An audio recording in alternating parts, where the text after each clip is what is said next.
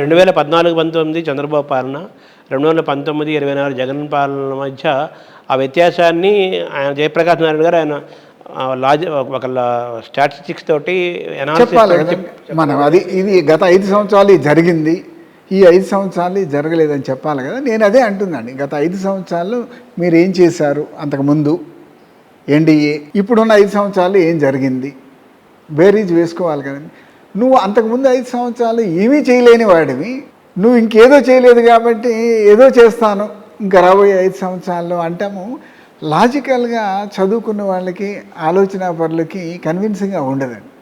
అదే vague political comment లాగా అది అనిపిస్తుంది, ఏదో some kind of A confused statement లాగా అనిపిస్తుంది తప్పితే అదర్వైజ్ చాలా విషయాల్లో నాకు పెన్షన్ గురించి మాట్లాడారు, ఎంప్లాయీస్ పెన్షన్ గురించి, I entirely agree with his use అండి. లోకల్ గవర్నమెంట్ మేమందరం కూడా ఇన్స్పిరేషన్ ఆయన నుంచే తీసుకున్నాం. ప్రభుత్వాన్ని ఆయన పెన్షన్ విధానాన్ని జయప్రకాష్ నారాయణ అభినందించారు, బాగుందని చెప్పారు. మిగతావి కూడా అండి, లోకల్ గవర్నెన్స్ ఇవన్నీ కూడా యాక్చువల్లీ హీ వాజ్ ఇన్స్పైరింగ్ మాకు. అంతకుముందు వారిని విని అవును ప్రభుత్వాలు ఇవి ఎందుకు చేయలేకపోతున్నాయి అని చెప్పి వారు చెప్పిన పరిపాలన అంటారు కదా ఎప్పుడు కూడా. కరెక్ట్ అండి, వాటిని గురించి ఎప్పుడు మేము ఆలోచిస్తుండే వాళ్ళమండి. He was that way, he was an inspiration for youngsters, అంటే ఆయన జూనియర్స్ మా అందరికీ కూడా. గవర్నెన్స్ అంటారు, కరెక్ట్, పరిపాలన అంటారు, స్థానిక ప్రభుత్వం అంటారు, పరిపాలన వికేంద్రీకరణ అంటారు. చాలా మంచి ఆలోచనలు ఉన్న వ్యక్తి అండి. వాళ్ళందరూ మాకు రోల్ మోడల్స్ లాంటి వారు.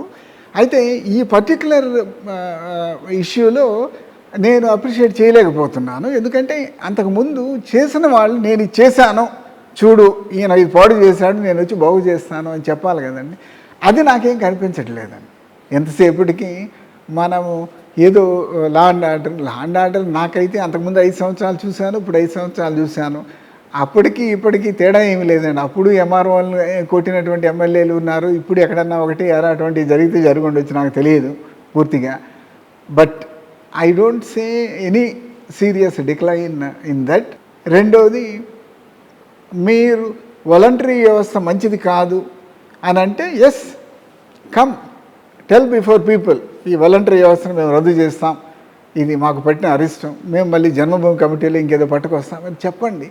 చెప్పకుండా ఊరక తిట్టడము, క్రిటిసైజ్ చేయటము ఒక మెచ్యూర్ పొలిటికల్ అప్రోచ్ కాదు అనేది నా భావం అండి. ప్రజల ముందుకు వెళ్ళినప్పుడు ఎస్ వీళ్ళు చేయలేదు మేము ఇది చేస్తాం అనేది చెప్పుకోగలగాలి. అంటే ఈ సంక్షేమాల పేరుతోటి అనేక రకాల స్కీములు అనేక రూపాలలో ప్రజలకి అందించేసి ఓటు బ్యాంకును స్ట్రాంగ్ చేశారనేది పాజిటివ్ విమర్శ అయితే, ఓటర్లని ప్రభుత్వం డబ్బులతో ఓటర్లను కొనుక్కొని ఒక స్ట్రాంగ్ ఓటు బ్యాంక్గా తయారు చేసుకున్నాడు జగన్మోహన్ రెడ్డి అని విమర్శ ఉంది కదా.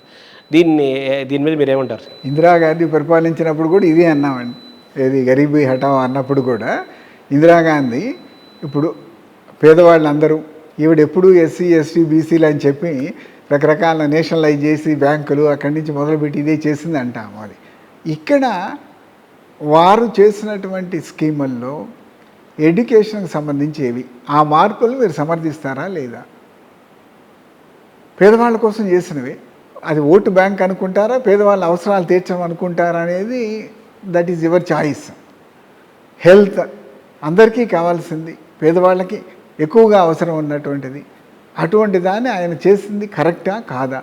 సో అది నేను అంటుంది, ఆ ఇంటర్వెన్షన్స్ ఆ సెక్టర్స్లో ఏదైతే చేశారో అవి పేదవాళ్ళకి అవసరమైనవి.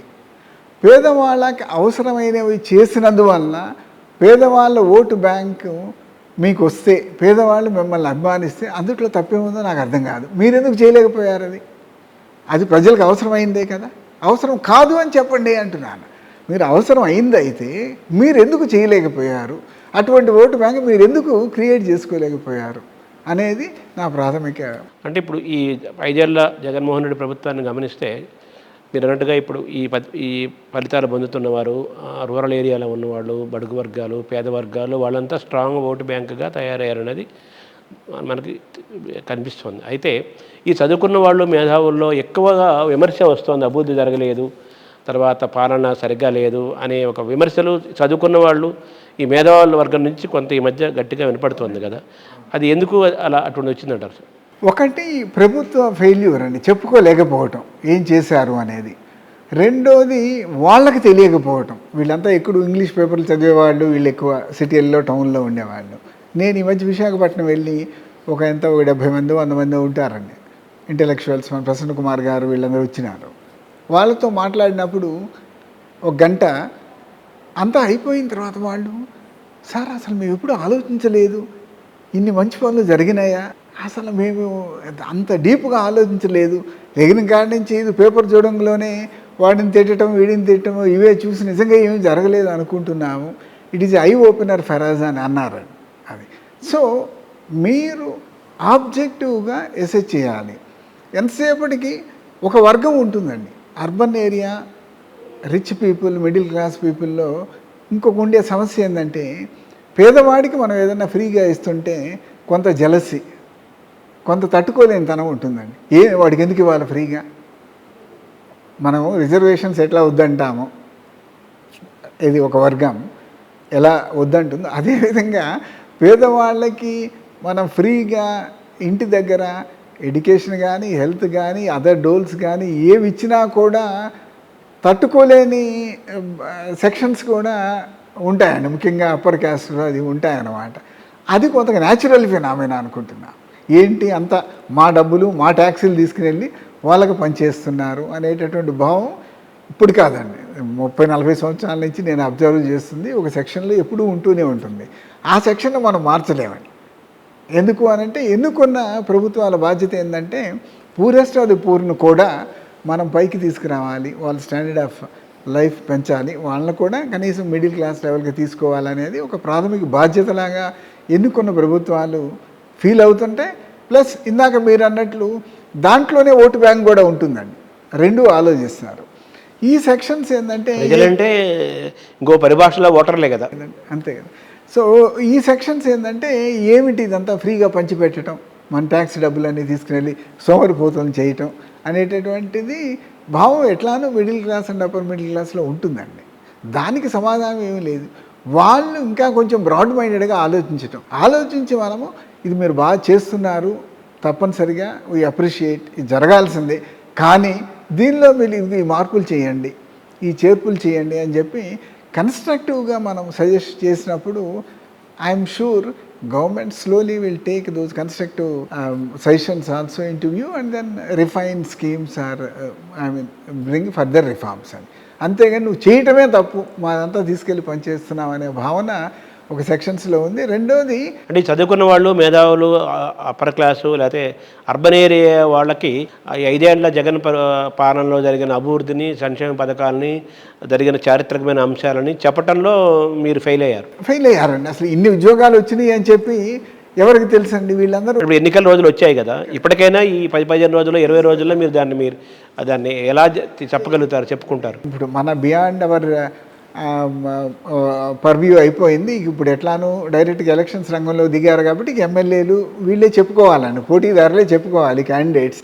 చూడండి మేము చేసింది ఇది, అది అంతకుముందు జరిగింది ఇది అనేది వాళ్ళే చెప్పుకోవాలి తప్పితే ఇంకా ఇట్ ఈజ్ ఐ థింక్ మనకు బియాండ్ అవర్ ఇదైపోయిందండి. అంటే చంద్రబాబు పాలనలో ఐటీ రంగంలో ఆంధ్రప్రదేశ్ అద్భుతంగా అభివృద్ధి చెందింది. ఈరోజు సాఫ్ట్వేర్ ఇంత ఇదిగా డెవలప్ అయ్యి ఇంతమంది ఉద్యోగాలు చేస్తున్నారంటే, ముఖ్యంగా హైదరాబాద్ ఎంత అభివృద్ధి జరిగిందంటే అంతా చంద్రబాబు నాయుడు వాళ్ళు జరిగింది. అదే కానీ ఈ 5 ఏళ్ళు కూడా ఆయనే ఉండుంటే ఆంధ్రప్రదేశ్ మొత్తం ఐటీ పరిశ్రమ చాలా గొప్పగా ఉండేది. జగన్మోహన్ రెడ్డి వచ్చిన ఐటీ పడకేసింది, ఐటీ అభివృద్ధి లేదు. ఐటీ మీరేం డెవలప్ చేశారు? హైదరాబాద్లో మేమే డెవలప్ చేశామని చెప్పుకుంటారు కదా, దాంట్లో చాలా క్రిటిసిజం ఉంది. అది ఎందుకు? ఆ పాలసీలు తీసుకొచ్చింది ఎవరు? ఆ SEZ పాలసీలు తీసుకొచ్చింది ఎవరు? పివి నరసింహారావు గారు, మన్మోహన్ సింగ్ గారి టైంలో వచ్చింది. అది అందరికీ తెలిసిందే కదా. రాజీవ్ గాంధీ గారు దానికి ఫిలిప్ ఇచ్చారు. ఆ తరువాత ఇక్కడ అమీర్పేటలో మనకు తెలుసు, అందరికీ తెలుసు, అప్పుడు SEZలు అవి పెట్టి అపార్ట్మెంట్లు అద్దెకి తీసుకొని పెట్టి అది అయిపోయిన తర్వాత వారి టైంలోనే, కాంగ్రెస్ టైంలోనే ల్యాండ్ అలాట్మెంట్ అడిగితే హైటెక్ సిటీకి అని జనార్దన్ రెడ్డి గారి టైంలో జీవో ఇచ్చారు. జనార్దన్ రెడ్డి గారు దానికి కొబ్బరికాయ కొట్టారు. ఆ విధంగా హైటెక్ సిటీ అని జరగటం జరిగింది. రెండోది కొన్ని టైంలో కొన్ని జరుగుతాయండి, దాన్ని ఇది నేను చేశాను అని అనుకోవటము అది మూర్ఖత్వం అవుతుందో లేకపోతే దాన్ని ఉపయోగించుకోవడం అవుతుందో నేను చెప్పలేనండి. ఇప్పుడు ఐటీ దేశం అంతా కూడా ఆ టైంలోనే డెవలప్ అయిందండి. పూణే హైదరాబాద్ కంటే చాలా కాలం అడ్వాన్స్లో ఉంది. చాలా ముందు స్టార్ట్ చేసినారు. హైదరాబాద్తో పోలిస్తే 2 రెట్లు 3 రెట్లు ఎక్స్పోర్ట్స్ ఎక్కువ ఉండేవి పూణే నుంచి చాలా కాలం పాటు. మరి పూణే ఎవరైనా క్లెయిమ్ చేసుకుంటున్నారా? నేను శరద్ పవార్ గారు బెంగళూరు గురించి చెప్తా చెప్తాను. పూణే ఎవరన్నా ఫలానా ముఖ్యమంత్రి గారు ఫలానా ఒక బ్యూరోక్రాట్ రెస్పాన్సిబుల్ ఇదంతా మార్చేసి ఐటీని ఇక్కడికి తీసుకొచ్చాడని చెప్తారా? బెంగళూరులో ఎవరు క్లెయిమ్ చేసుకోలే. ఆ ఎక్స్పాన్షన్ టైంలో ఎస్ఎం కృష్ణ గారు ఉంటే అప్పుడు ఎట్రిబ్యూట్ చేశారు. అంతేగాని ఎస్ఎం కృష్ణ గారి కంటే ముందే మొదలైంది అక్కడ. ఆయన వచ్చేదలికి ఒక స్టేజ్కి వచ్చింది. అంతేగాని ఎవరు దాన్ని పర్టికులర్గా క్లెయిమ్ చేసుకునే వాళ్ళు లేరు అక్కడ. ఢిల్లీ ఈరోజు మన అన్నిటికంటే అడ్వాన్స్, హైదరాబాద్ కంటే కూడా ముందెత్తునుంది నోయిడా. ఇదంతా ఎవరు ఏ రాజకీయ నాయకుడు క్లెయిమ్ చేస్తున్నాడు? మద్రాస్ హైదరాబాద్ కంటే తక్కువ ఏమి లేదు, కాంపిటేటివ్గా ఉంది. హైదరాబాద్లో అక్కడ ఎవరన్నా కరుణానిధో జయలలితో నా వలన ఐటీ వచ్చింది నేనే పగలు తీశానని చెప్పుకుంటున్నారా? నాకు అర్థం కాదంటే జనాలు ఇంత వెధవులు ఉంటారని అనుకుంటారా చెప్పేవాళ్ళు అనేది నాకు అర్థం కాదండి. ఆ టైంలో ఆ పర్టికులర్ సెక్టర్ డెవలప్ అవుతుంది. వాళ్ళకి ఎక్కడైతే రిసోర్స్ పర్సన్స్ ఉంటారో, స్కిల్డ్ పీపుల్ ఉంటారో దాన్ని బట్టి అక్కడ కంపెనీస్ ఎస్టాబ్లిష్ చేసుకుంటూ ఉంటారు. ఇప్పుడు ఏది మన ట్రాన్స్పోర్ట్ రంగం ఉంది, కార్లు ఇంకోటి గుజరాత్లో డెవలప్ అవుతున్నాయంటే అక్కడ మూల ఇన్ఫ్రాస్ట్రక్చర్ ఏదో ఉంది, రిఫైనరీస్ వచ్చినాయి. ఒక్కొక్క రాష్ట్రాల్లో కొన్ని ఉంటాయి, ఒక్కొక్క టైంలో ఒక డెవలప్ అవుతుంది. దానికి ఉదాహరణే గత 5 సంవత్సరాలండి. అంతకుముందు 5 సంవత్సరాలు 14 నుంచి 19 మధ్య విశాఖపట్నంలో నువ్వు ఐటీ ఎందుకు పట్టరాలేకపోయినావు? విజయవాడలో ఐటీ ఎందుకు డెవలప్ చేసిపోయినావు? తిరుపతిలో ఏం పగలు తీసినావు? ఎందుకు చేయలేకపోయావు? దాన్ని బట్టే తెలుస్తుందండి కాలమహిమ. ఆ టైంలో ఎక్స్పాన్షన్ టైంలో మీరు ఉన్నా లేకపోయినా ఎక్స్పాండ్ అవుతుందండి. నా టైంలో ఇది జరిగింది కాబట్టి నేనే దీనికి ఆద్యుడిని అని చెప్పుకోవటం అనేది కరెక్ట్ కాదు అని